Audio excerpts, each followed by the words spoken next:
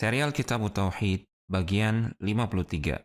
Beribadah di kuburan orang saleh. Aisyah radhiyallahu ta'ala anha mengisahkan bahwasanya Ummu Salamah pernah menceritakan kepada Rasulullah sallallahu alaihi wasallam tentang sebuah gereja yang pernah dilihatnya di negeri Habasyah. Di dalam gereja tersebut ada gambar-gambar makhluk bernyawa. Rasulullah sallallahu alaihi wasallam bersabda, "Ulaika idza mata fihimur rajulus salihu aw al-'abdus salih banaw 'ala qabrihi masjida wa sawwaru fihi tilka as-suwara. Ulaika syirarul khalqi 'inda Allah."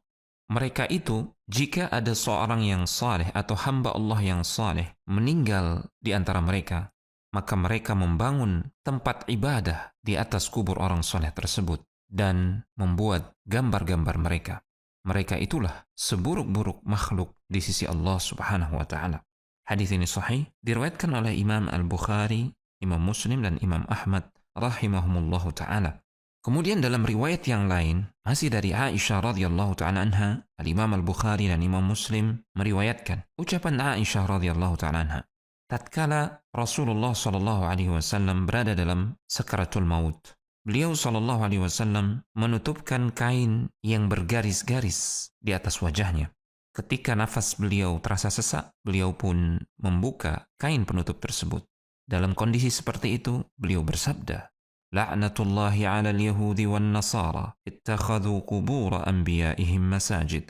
Laknat Allah atas Yahudi dan Nasrani karena mereka telah menjadikan kuburan para nabi mereka sebagai tempat ibadah. Yuhadziru ma sana'u walaula dhalika ubriza qabruhu ghaira annahu khashiya an yuttakhadha masjidan akhrajahu. Rasulullah SAW memberikan peringatan keras akan perbuatan Nasrani tersebut. Andai kata beliau tidak memberikan peringatan keras tersebut, niscaya wasallam akan ditampakkan. Namun Rasulullah sallallahu alaihi wasallam khawatir kuburan beliau akan dijadikan sebagai tempat ibadah. Dalam riwayat Muslim dari Jundub bin Abdullah, beliau mengatakan, saya pernah mendengarkan Nabi sallallahu alaihi wasallam bersabda 5 hari sebelum beliau wafat. Ala wa inna man kana qablakum كانوا يتخذون قبور أنبيائهم مساجد ألا فلا تتخذوا القبور مساجدا فإني أنهاكم عن ذلك. Ketahuilah, sungguh orang-orang sebelum kalian telah menjadikan kuburan para nabi mereka sebagai tempat ibadah. Ketahuilah, jangan sampai kalian menjadikan kuburan sebagai tempat ibadah. Sungguh, saya melarang kalian dari perbuatan tersebut.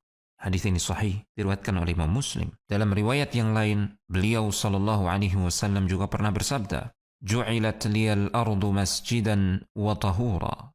Bumi telah dijadikan untukku sebagai masjid dan media untuk bersuci. Hadis ini sahih diriwayatkan oleh Imam Al-Bukhari dan Imam Muslim. Dalam riwayat Ahmad dengan sanad yang baik, sahabat yang mulia Abdullah bin Mas'ud radhiyallahu ta'ala anhu meriwayatkan secara marfu', "Inna min syirarin nasi man tudrikuhumus sa'atu wa hum ahya'un walladzina yattakhidhuna al-qubura masajida." Sungguh termasuk seburuk-buruk manusia adalah manusia yang hidup ketika hari kiamat datang kepada mereka dan manusia yang menjadikan kuburan sebagai tempat ibadah. Berikut ini adalah beberapa fawaid yang bisa kita petik dari riwayat-riwayat di atas. Pertama, Rasulullah SAW melarang dengan keras peribadatan kepada Allah Subhanahu wa taala yang dilakukan di sisi kuburan orang-orang saleh. Karena itu adalah wasilah atau perantara yang bisa mengantarkan kepada kesyirikan, dan itu adalah perbuatan kaum Nasrani. Kedua, tidak boleh membuat atau menggambar makhluk yang bernyawa. Tidak boleh juga memajangnya, sebab hal tersebut juga merupakan wasilah atau perantara yang bisa mengantarkan kepada kesyirikan. Ketiga, orang yang membangun tempat ibadah di kuburan orang yang saleh, maka dia termasuk makhluk yang terburuk sekalipun dia berniat baik. Keempat, melalui riwayat-riwayat di atas terlihat betapa Rasulullah SAW memberikan perhatian terhadap tauhid. Betapa beliau khawatir umat beliau terjerumus pada perkara-perkara yang bisa mengantarkan kepada lawan tauhid, yaitu kesyirikan. Kelima, hikmah dikuburkannya Nabi di dalam rumah adalah agar tidak timbul fitnah pengagungan atas kuburan beliau. Karena itu bisa mengantarkan kepada kesyirikan sebagaimana yang telah terjadi pada umat-umat sebelumnya. Keenam, terdapat teguran keras dari Rasulullah SAW untuk orang yang beribadah kepada Allah Subhanahu wa Ta'ala di kuburan orang saleh. Maka apalagi jika orang soleh tersebut diibadahi atau disembah secara langsung. Tentu ini jauh lebih parah lagi.